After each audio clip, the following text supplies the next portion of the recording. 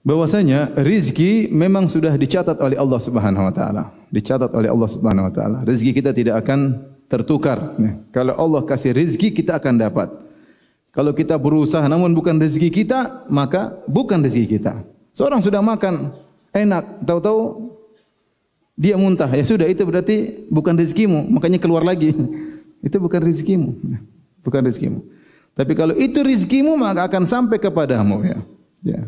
Tentu ada aturannya, itu kau berusaha, maka Allah akan berikan rezeki kepadamu. Ya. Tapi rezeki maktub, sudah tercatat. Sebelum engkau keluar di muka bumi ini, Allah sudah mencatat rezekimu.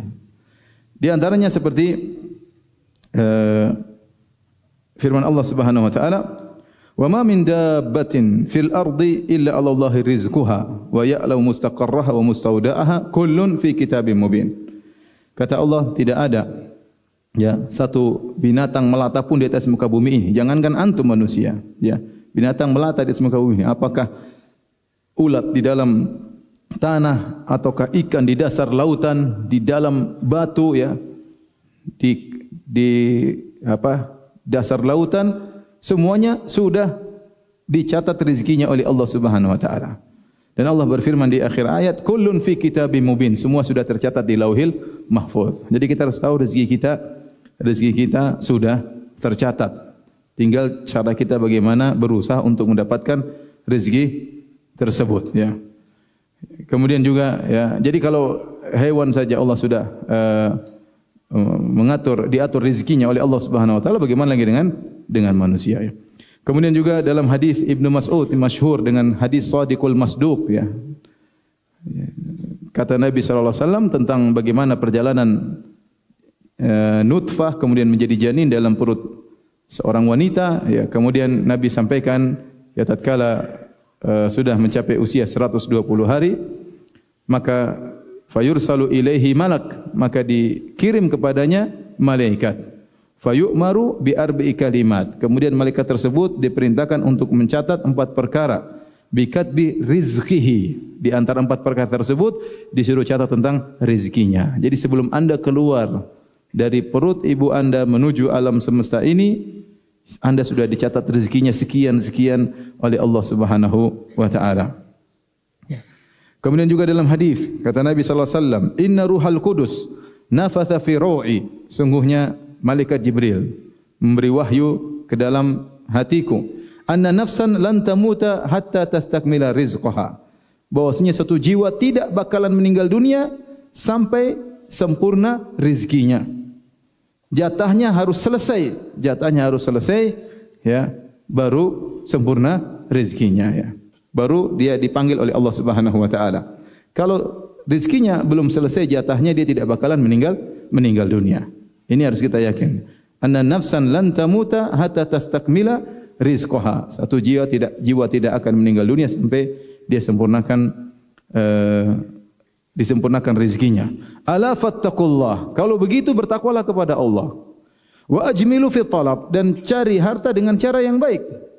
Wala yahmilannakum istibta'ur rizqi an tatlubuhu bima'asillah. Jangan gara-gara kalian merasa rezeki lambat lantas kalian mencari dengan cara yang haram. Rezeki kalian akan datang dengan cara yang halal atau dengan cara yang haram akan datang. Anda menempuh dengan cara halal akan datang, dengan menempuh cara haram juga akan datang. Kalau begitu pilih dengan cara yang halal, Tidak akan meninggal kecuali rezeki sudah dipenuhi. Saya dulu pernah dengar guru saya cerita, ada seorang dia jatuh di sebuah lubang atau di semacam sumur, kemudian ditolong oleh orang, kemudian dia haus, akhirnya dikasih susu. Setelah minum susu, ditanya, "Gimana tadi kamu jatuh?" Dia praktekkan, "Tadi saya beri di sini, terus saya jatuh lagi dia." meninggal dunia. Kali ini jatuh kedua meninggal dunia.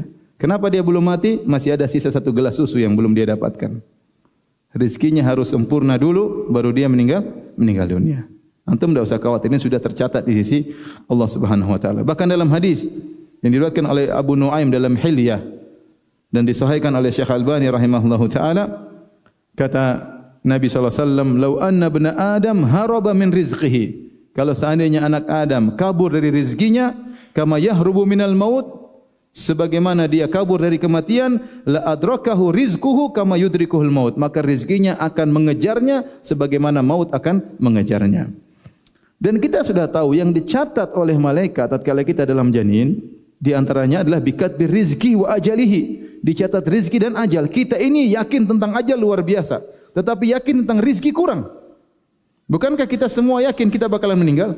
Kita sering bilang kalau belum ajalnya tidak akan meninggal dunia. Ya meskipun kita berusaha berobat, tapi kita tahu kalau belum ajal kita tidak bakalan apa?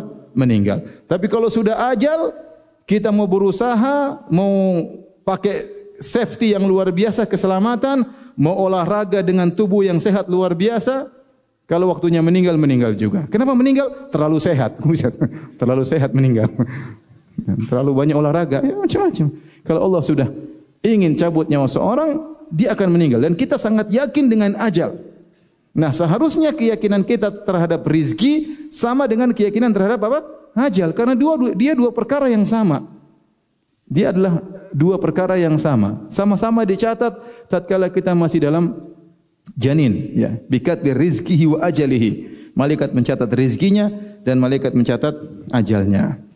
Ini hal-hal yang perlu kita perhatikan, ya, sebelum kita membicarakan tentang kunci pembuka rezeki, ya.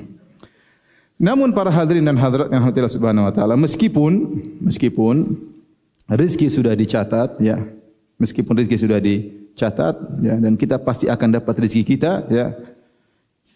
Kata Allah, wa ka'ayyin min dabbatin, ya, la tahmilu rizqaha Allah yarzuquha wa iyyakum. Betapa banyak binatang melata di atas muka bumi yang dia tidak bisa mengatur rezekinya. Allah yang kasih rezeki kepada binatang tersebut dan juga kepada kalian. Allah ingin jelaskan bahwasanya rezeki sudah terjamin, ya. Jangankan antum, hewan saja. Hewan yang enggak punya akal cerdas seperti antum, ya. Dia enggak tahu, dia hanya berjalan dengan nalurinya tapi dapat rezeki. Dia dapat rezeki padahal dia tidak punya akal untuk mengatur ini, tapi dia dikasih rezeki.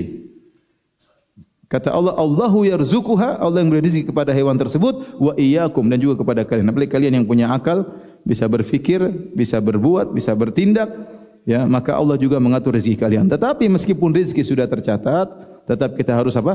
Berusaha. Sebagaimana kita tahu ajal sudah tercatat, tapi kita berusaha untuk sehat.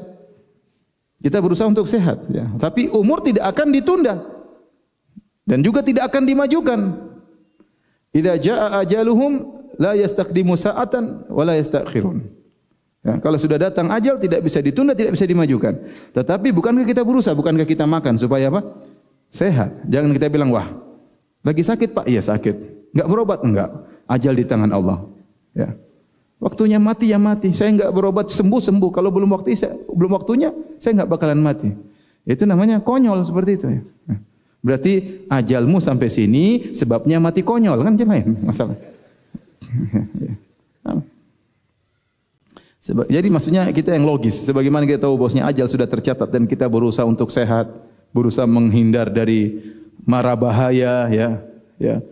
Maka demikian juga rezeki sudah tercatat tapi kita berusaha untuk mencarinya.